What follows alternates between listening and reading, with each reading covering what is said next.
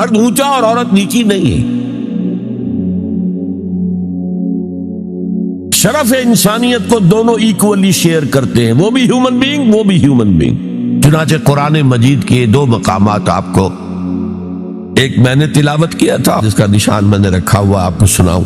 سورہ آل عمران کے آخر میں ایک لمبی دعا آئی ہے، ربنا اننا سمعنا منادیا ینادی للایمان ان آمنوا بربکم فآمنا. اے رب ہمارے، ہم نے ایک پکارنے والے کی پکار کو سنا کہ وہ ایمان کی صدا لگا رہا ہے، ایمان کی ندا لگا رہا ہے صلی اللہ علیہ وسلم کہ اپنے رب پر ایمان لاؤ تو ہم ایمان لے آئے. ربنا فاغفر لنا ذنوبنا وکفر عنا سیئاتنا. تو پروردگار ہمارے گناہ بخش دے اور ہم سے ہماری برائیوں کو دور کر دے. وتوفنا مع الابرار، اور اپنے نیکوکار بندوں کے ساتھ ہمارا خاتمہ کیجیے. ربنا وآتنا ما وعدتنا علی رسلک، اور پروردگار ہمیں وہ سب کچھ دی جو جس کا وعدہ تو نے اپنے رسولوں کے ذریعے کیا ہے. آپ نے فرمایا جنت اور یہ نعمتیں ہوں گی، ہمیں وہ سب کچھ دی جاؤ. انک لا تخلف المیعاد، تو اپنے وعدے سے ہٹنے والا نہیں ہے. ہمیں یہ اندیشہ نہیں ہے، اندیشہ ہے تو یہ کہ ہم ان وعدوں کا مصداق ثابت ہو سکے یا نہ ہو سکے. تو اپنے فضل کرم سے ان کا مصداق ہمیں بنا دے. اب اس کا جواب سنیے. فاستجاب لهم ربهم انی لا اضیع عمل عامل منکم. ان کے رب نے ان کی دعا کو قبول کیا اور فرمایا میں تم میں سے کسی عمل کرنے والے کے کسی عمل کو ضائع کرنے والا نہیں ہوں. من ذکر او انثی، خواہ وہ مرد ہو خواہ عورت. بعضکم من بعض، تم ایک دوسرے ہی میں سے ہو نا. ایک ہی باپ کے نطفے سے بیٹا بھی ہے بیٹی بھی ہے. ایک ہی ماں کے رحم میں پرورش پائی ہے بیٹے نے بھی بیٹی نے. تو اونچ نیچ کہاں سے آ جائے گی، کدھر سے آ جائے گی؟ بعضکم من بعض، ایک دوسرے میں سے ہو.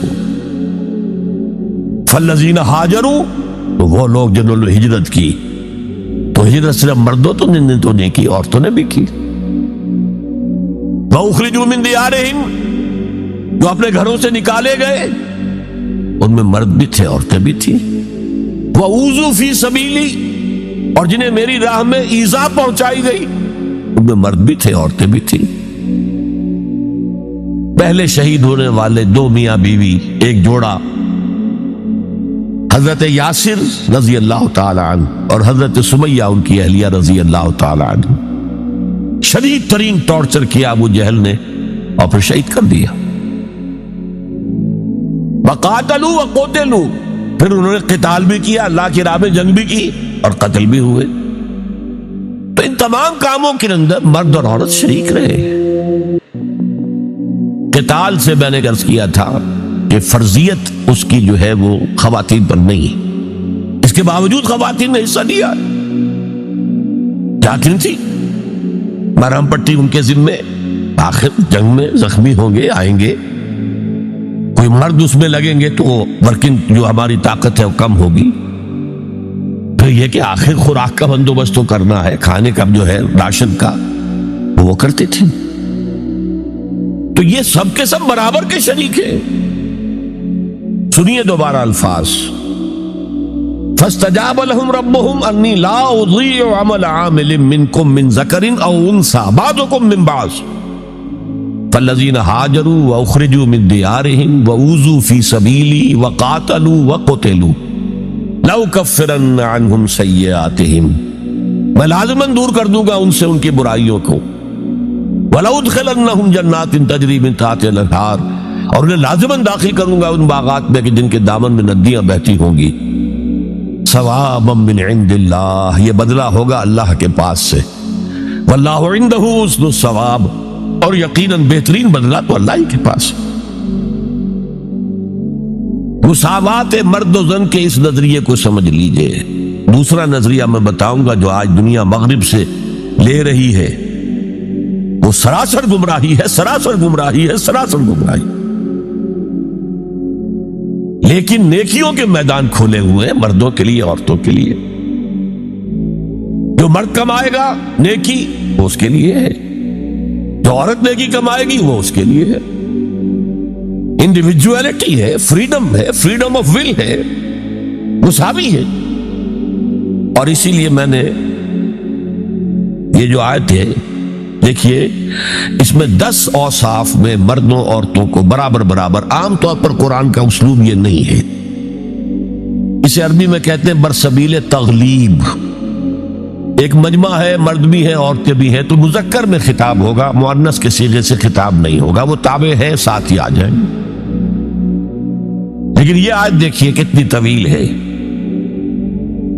ان المسلمین والمسلمات، یقیناً فرما بردار مرد اور فرما بردار عورتیں، والمومنین والمومنات، اور صاحب ایمان مرد اور صاحب ایمان عورتیں، والقانتین والقانتات، اور فروتنی اختیار کرنے والے مرد اور فروختنی اختیار کرنے والی عورتیں، والصادقین والصادقات، اور سچ بولنے والے مرد اور سچ بولنے والی عورتیں، والصابرین والصابرات، اور صبر کرنے والے مرد اور صبر کرنے والی عورتیں، والخاشعین والخاشعات، اللہ کے سامنے جھکنے والے مرد اور جھکنے والی عورتیں، والمتصدقین والمتصدقات، صدقہ دینے والے مرد اور صدقہ دینے والی عورتیں، والصائمین والصائمات، اور روزہ رکھنے والے مرد اور روزہ رکھنے والی عورتیں، والحافظین فروجہم والحافظات، اور اپنی شرمگاہوں کی حفاظت کرنے والے مرد اور اپنی شرمگاہوں کی حفاظت کرنے والی عورتیں،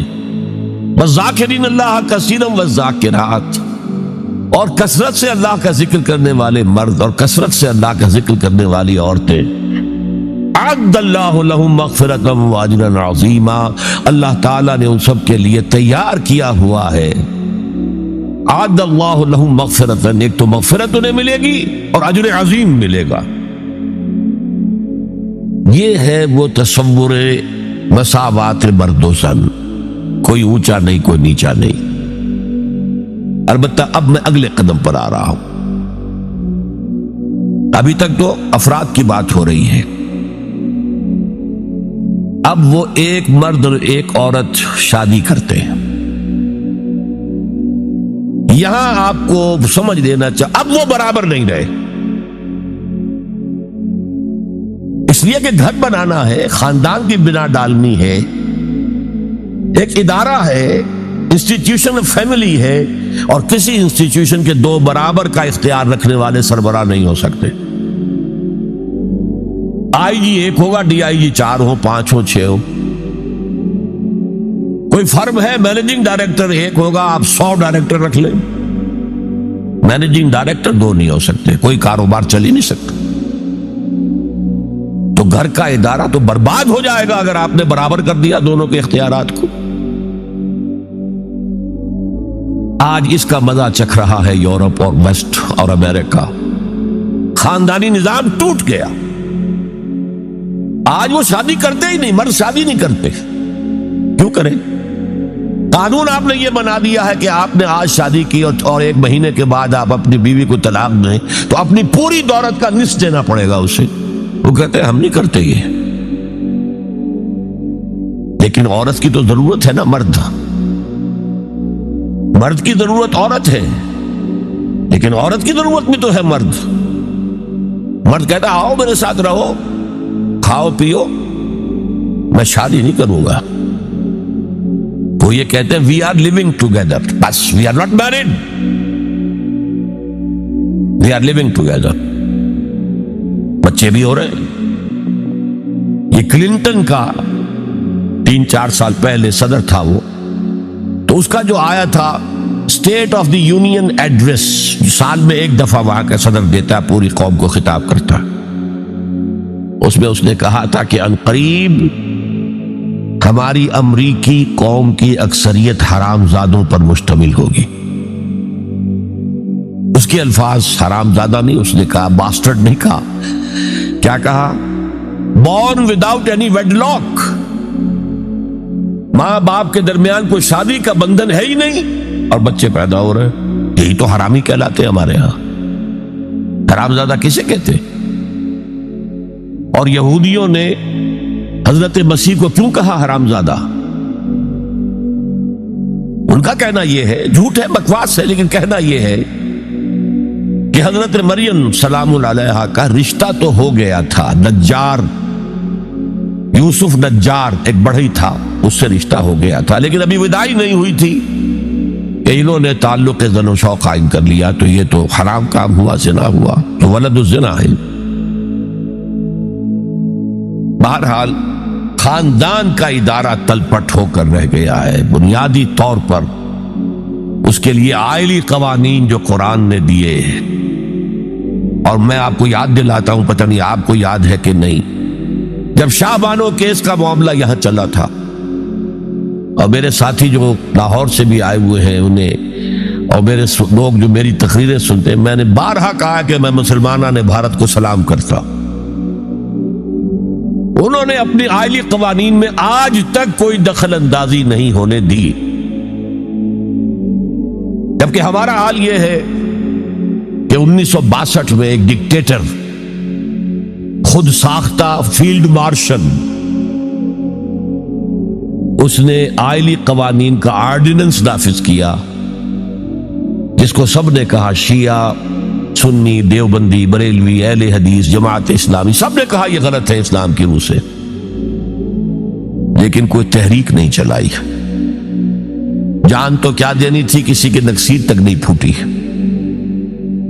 وہ آرڈیننس سے قانون بن گیا۔ اور ضیاء الحق صاحب 11 سال تک اسلام اسلام اسلام اسلام پکارتے چلے گئے، اس آرڈیننس کو ہاتھ نہیں لگایا، قوانین جو کے تو رہے، یہاں تک کہ انہوں نے فیڈرل شریعت کورٹ قائم کی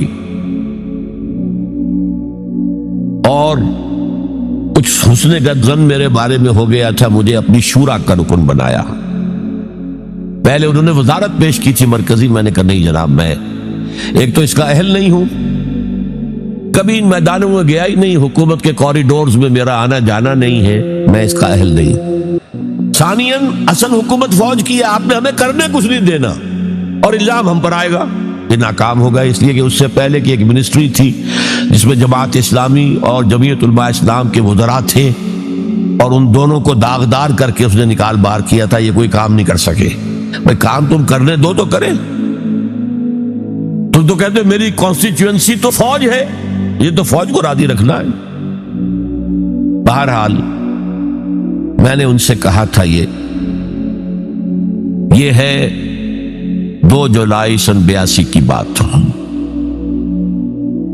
میں نے کہا آپ اپنے ماتھے پر کلنک کا ٹیکہ لیے پھر رہے ہیں، اور مجھے خیال بھی آیا کہ میں نے یہ کیا کیا، یہ تو میں نے تو محاورہ استعمال کیا تھا، ان کی پیشانی پر محراب تھا۔ میں نے سوچا یہ ناراض ہو نہیں ہوا، وہ اس معاملے میں بہت ٹھنڈے آدمی تھے، بہت متحمل مزاج۔